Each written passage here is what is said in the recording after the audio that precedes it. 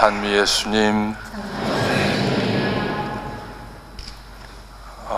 바쁜 주말 시간에 전국 여러 곳에서 243 70주년 미사에 참여하기 위해서 모여주신 모든 교형 자매님들 진심으로 감사드립니다.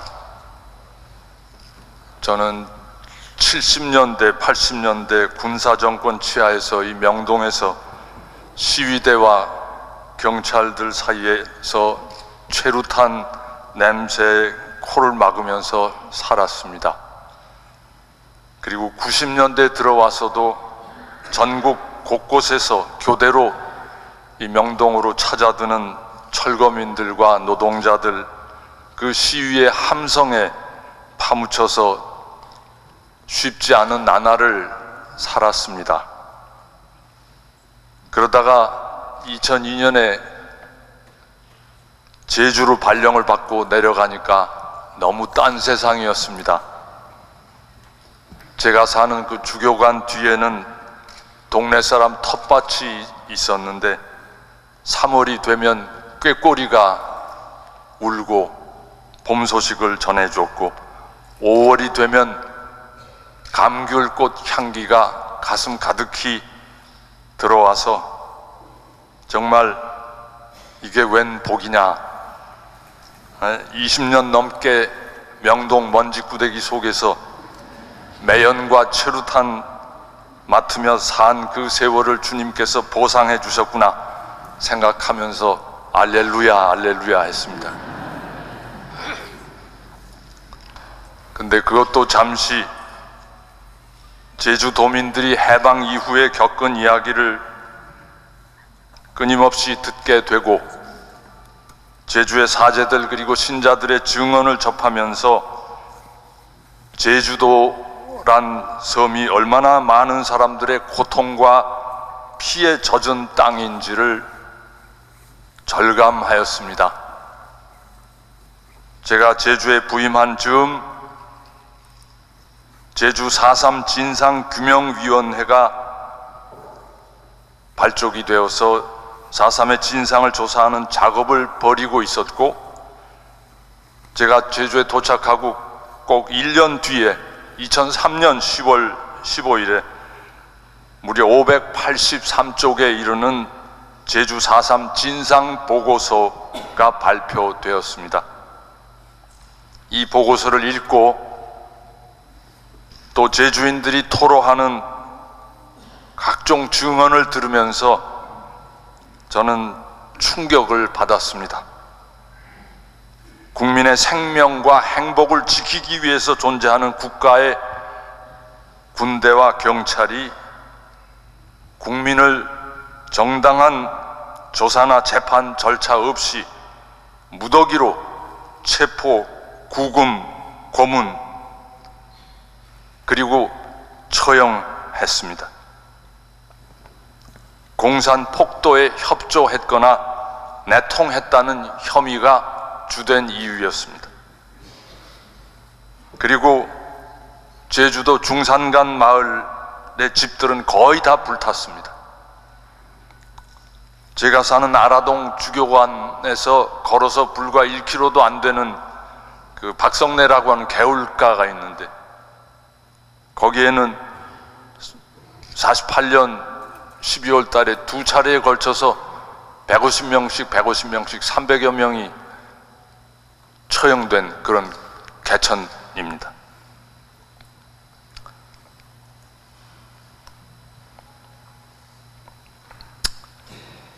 (48년부터) (54년까지) 6년에 걸쳐서 제주도 전체 인구의 10%가 넘는 3만여 명이 목숨을 잃었다는 이야기를 여러분들이 많이 들으셨을 겁니다. 근데 그 중에 10살 미만이 5.8%, 갓난아기를 비롯해서 2살, 3살, 5살, 7살, 8살, 61살 이상이 6.1% 노인들이었습니다. 젖먹이도 임산부도 노인도 가리지 않고 무차별 학살하였습니다. 이런 그 사실을 이렇게 접하면서 제 가슴에 한 가지 물음이 끊임없이 떠올랐습니다. 도대체 왜 이렇게 수많은 사람을, 아무것도 모르는 어린이 노인까지도 빨갱이로 몰아서 죽여야 했을까? 인간이 어떻게 그렇게 무참하고 잔인한 짓을 저지를 수 있을까? 하느님은 어째서 도대체 그런 비극을 허락하고 가만히 내버려 두고 계셨을까? 그런데 정작 70여 년이 지나고 오늘 제주를 찾는 국민 대부분은 그 제주 땅에서 무슨 일이 있었는지 거의 알지도 못하고 그냥 제주에 와서 즐기다만 가시는데, 그렇다면 그 많은 그 사람들의 그 죽음의 의미는 도대체 무엇인가? 그냥 과거 역사 속에 파묻혀 사라지고 잊혀도 좋은 개죽음인가? 그런 물음이 끊임없이 제 가슴을 칩니다. 4.3 때 죽지 않고 잡혀간 사람들 굉장히 많았었는데 대체로 기록에 남은 사람들이 2,530명입니다. 그 2,530명이 전국의 14곳의 교도소, 형무소, 그때 형무소에 다 분산 수용되었습니다. 그중 대부분이 세상을 떠났습니다. 6.25 때 6.25 전쟁이 터지면서 형무소에서 그대로 직결 처분된 사람들도 많았고, 그런데 살아남은 사람들은 그 형기를 마치고 오늘날 구순에 이른 분들이 계십니다. 그 중에 18분이 작년 4월 19일 제주지방법원에 재심 청구를 신청했습니다. 이들은 대부분 붙잡혔을 때 10대 후반이었습니다. 소년 소녀들로 들에 소 풀먹이로 소 끌고 갔다가, 아니면 학교 수업 끝나고 집에 돌아오다가 어디 친구 집에 가다가 붙잡혀서 영문도 모른 채 실컷 두들겨 맞고, 그리고 형무소로 이송되었습니다. 형무소에 도착해서야 너는 7년, 너는 10년 하고 형량을 선고받았다고 합니다.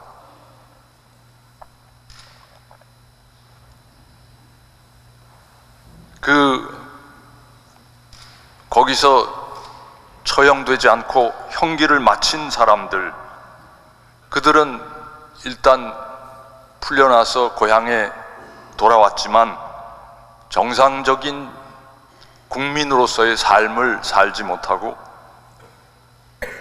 오랫동안 당국의 감시를 받아야 했고, 매주 지난 한 주간 동안 누구를 만났고 뭐를 했는지 보고서를 작성해서 경찰에 제출을 해야 됐습니다.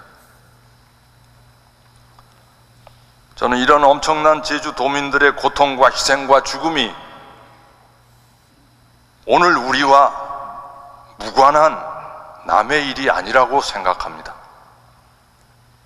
세상 만물을 섭리하시고 인도하시는 하느님을 믿고 바라는 그리스도인의 시각에서 볼 때 제주 도민들이 겪은 이 무참한 죽음과 희생은 오늘 우리 민족, 우리 개개인의 역사와 어디에선가 연결되는 고리가 있을 것이다. 저는 그런 감을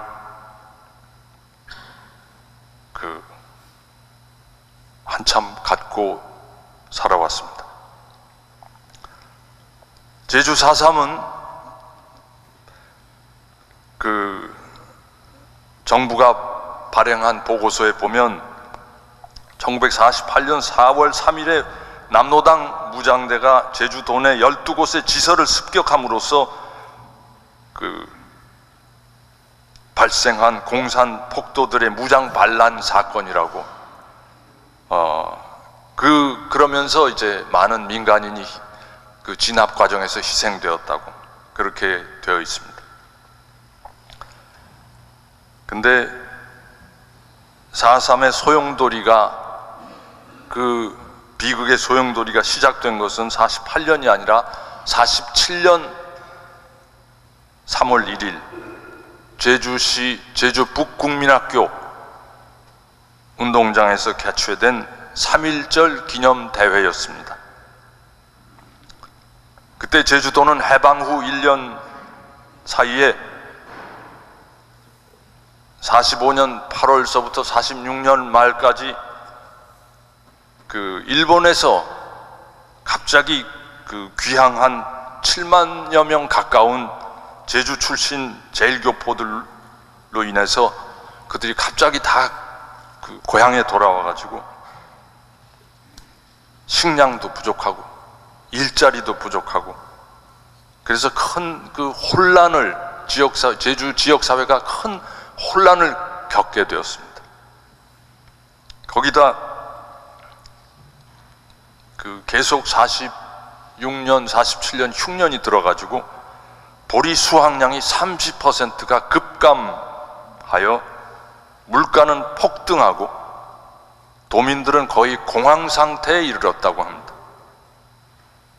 그럼에도 불구하고 미 군정은 거기에 대한 적절한 정책을 구사하지 않고 방관만 했고, 그리고 일제 치하에서 경찰로 일하던 사람들이 미 군정 치하에서도 여전히 치안 업무를 담당하고, 그뿐 아니라 온갖 사리사욕으로 부정부패를 일삼으니 도민들의 경찰에 대한 불신과 분노가 최악에 달하고 있었습니다. 그래서 도민들은 47년 3월 1일 3.1절 기념식을 기회로 이 민생 문제에 제대로 대처하지 못하는 행정당국을 성토하였던 것이죠. 제주시에만 모인 그 3.1절 집회 참가자가 3만 명 가까웠다고 합니다. 제주 역사상 그 전에도 그 후로도 이렇게 많은 군중이 한 곳에 모인 적이 없습니다. 근데 저는 이렇게 많은 제주도민이 하필이면 왜 3.1절에 한꺼번에 모였을까? 그런 의문을 갖게 되었습니다.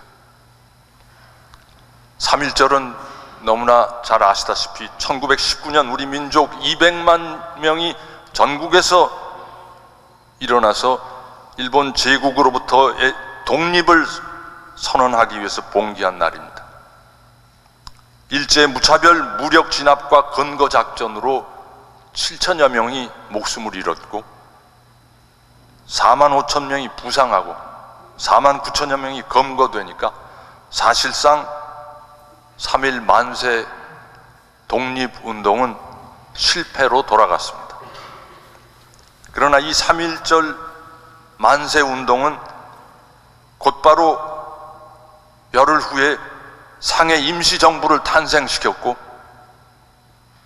일제강점기 35년 내내 전국 곳곳에서 그리고 만주 땅에서까지 지속적으로 독립투쟁을 이어가게 한 원동력이 되었습니다.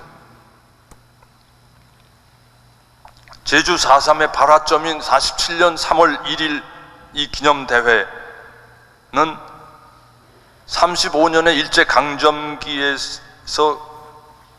벌인 그 끈질긴 저항과 투쟁의 연장선상에서 일어난 제주도민의